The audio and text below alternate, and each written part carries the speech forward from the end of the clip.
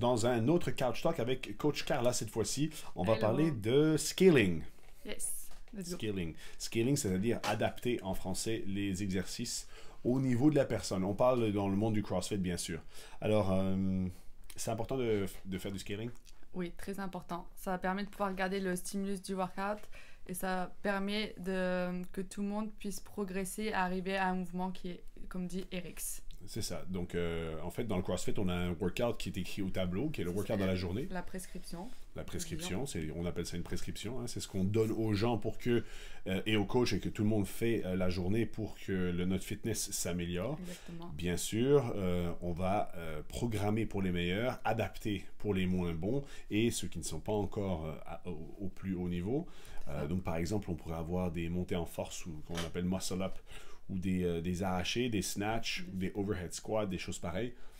Et tout le monde n'est pas toujours capable de performer ces mouvements comme il faut. C'est ça. Et ils sont pas capables parce qu'ils n'ont pas l'apprentissage, la technique ou un manque de force. Mais Donc il faut travailler, développer, que ce soit la technique ou la force. ou la force, la capacité de performer le mouvement. Exactement. Donc les professionnels, nous, les coachs, on a des progressions de mouvement qui font que quand on peut prescrire ça à nos clients dans les classes, bien on n'est pas occupé à rendre le workout plus facile. En fait, on le rend tout aussi difficile que quelqu'un qui va performer ce workout comme écrit au tableau. Exactement. Quelqu'un qui est capable de faire des muscle-up, on va l'adapter pour une personne qui n'est pas capable sur un autre mouvement, mais qui va être aussi difficile.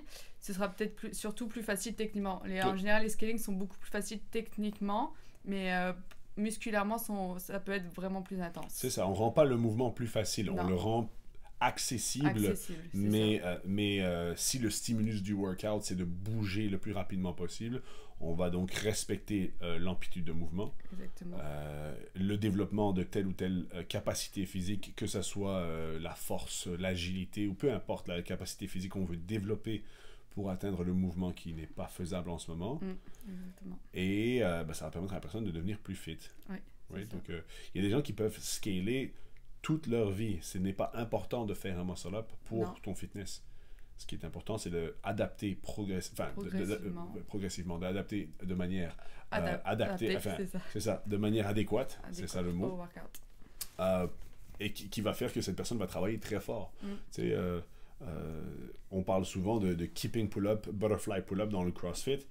C'est magnifique comme mouvement puisque ça implique pas mal de puissance. C'est ça. Il y a la force et la puissance, les deux en même temps. C'est ça, avec de la vitesse, ça nous permet d'avoir un mouvement qui est relativement impressionnant à regarder lorsqu'on ne fait pas de CrossFit.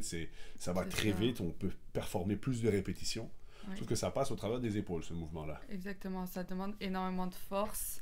Et d'où l'importance de savoir faire des strict pull-up avant d'aller apprendre le keeping pull-up ou le butterfly pull-up. C'est exact. Il y a des étapes avant ça. Étapes, oui. Il faut rendre les épaules relativement fortes d'abord, le haut du dos et toutes les structures qui vont travailler dans le pull-up fortes suffisamment avant d'aller chercher ce genre de mouvement. Sinon, il y a potentiellement un risque de blessure, potentiellement, qui va vouloir dire alors un arrêt parfois de la personne sur le travail de son fitness, ou bien même une non-efficacité dans le workout complètement. Donc, c'est la même chose pour le handstand push-up, la marche sur les mains, les push-ups en appui renversé. Il y a plein d'adaptations. Maintenant, on voit souvent dans les classes que parfois un membre vient faire les mêmes adaptations, le même scaling à chaque fois. Alors, comment est-ce qu'on approche ça? On approche pour le fait de le faire changer de scaling, pour lui apporter un autre stimulus, un autre travail, puis pour que ce soit aussi plus varié et que la personne ne s'habitue pas non plus au mouvement. Il faut toujours essayer de le challenger pour le rendre un peu plus difficile, parce que forcément, au bout d'un moment, ça va le rendre trop facile. Donc, il faut essayer de trouver un autre mouvement, une autre élastique. Par exemple, si la personne faisait avec, je sais pas, une bande noire, on va lui challenger pour enlever un petit peu de résistance, faire un autre mouvement. Ça peut être plein de choses, mais c'est à nous, en tant que coach, à veiller ça, à connaître bien nos membres, puis à pouvoir les suivre et leur dire, OK, aujourd'hui, à la place de faire ce mouvement-là, on va faire autre chose. Et ça, bien sûr, on va tenir en compte s'il y a une potentielle blessure ou quelque chose, parce qu'évidemment, on ne peut pas non plus juste rendre le mouvement plus difficile, il faut respecter les limitations physiques de la personne. Mais si on regarde la prescription du CrossFit, c'est vraiment de faire des mouvements fonctionnels constamment variés et réalisés à haute intensité. Donc, le constamment varié, c'est aussi valable pour les adaptations. Exactement. Fait que si tu fais tout le temps des pull-ups avec un élastique, il va falloir changer ça. Ça peut être pas spécialement de changer le mouvement, mais de changer la couleur de ton élastique pour rendre ça un petit peu plus difficile, par exemple. Ouais.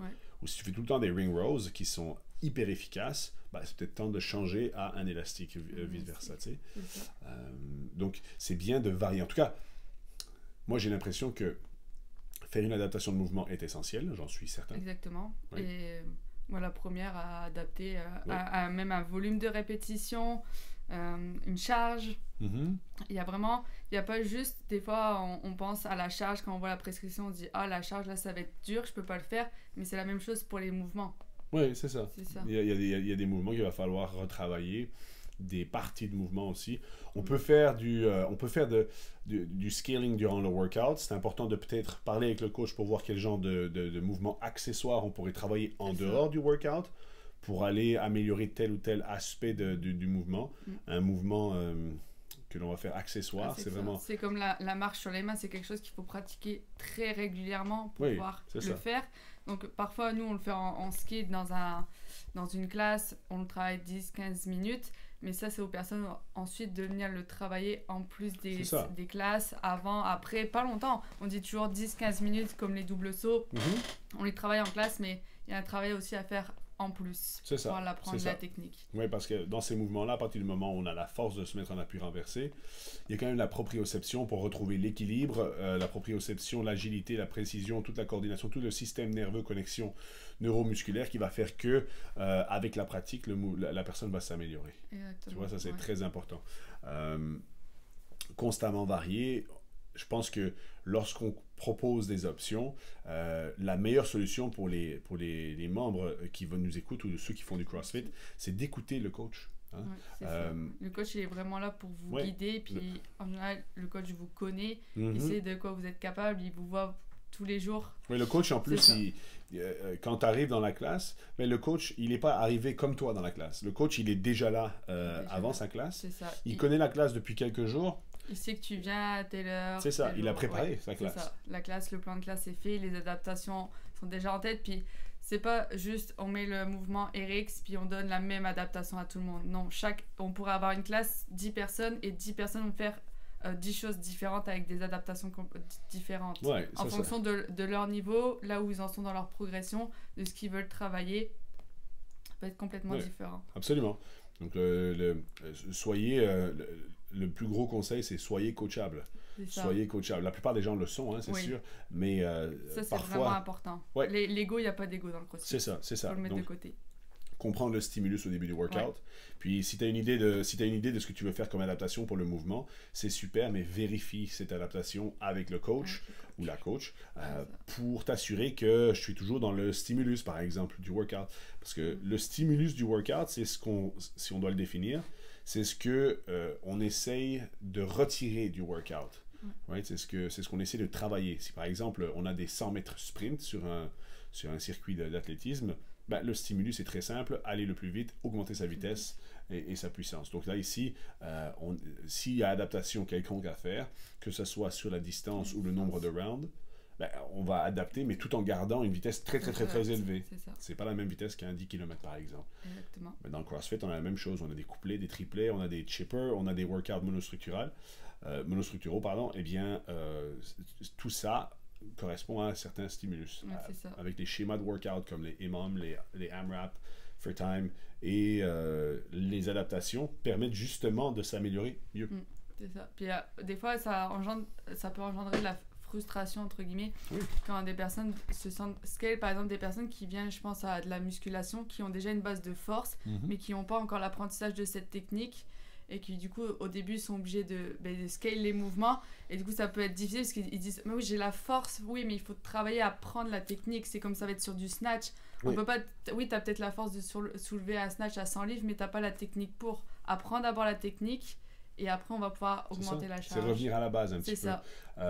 Puis il faut se dire, on a tous commencé, il faut pas trop se comparer avec les autres personnes de la classe, parce qu'il y en a, ça fait peut-être 5 ans qu'ils font du crossfit, toi tu viens de démarrer, c'est comme quelqu'un qui apprend à nager, on ne lance pas dans le grand bain directement, on va d'abord apprendre. C'est exactement ça, oui. Et puis, très souvent, une personne qui adapte bien, toute personne qui va respecter le stimulus du workout va avoir un bon résultat sur son fitness au final. Oui. C'est que si ça prend que tu dois l'adapter, scaler et contourner quelques mouvements pour éventuellement les atteindre plus tard, mais que ça respecte le stimulus, ben regarde, tu vas brûler plus de calories, ce qui est cool, hein, tu vas brûler plus d'énergie, tu vas travailler très fort et ton adaptation physiologique, elle va se faire. Et donc, peut-être que tu n'auras pas ton muscle up, peut-être que tu ne vas pas marcher sur les mains, mais toi, en tout cas, ton fitness, il aura monté sur tous les plans. Et donc, un jour, évidemment, tu vas arriver, c'est toi qui vas le montrer aux autres. Oui, c'est ça. Comment on fait, tu Exactement. vois? Donc, l'adaptation, c'est ça. C'est ça. On voulait en parler, on a fait ça court. Oui, on trouvait ça très important. Ouais, c'est hyper important. Arriver à l'heure, soyez coachable, écoutez le coach. C'est ça, être coachable. Merci. Merci à vous.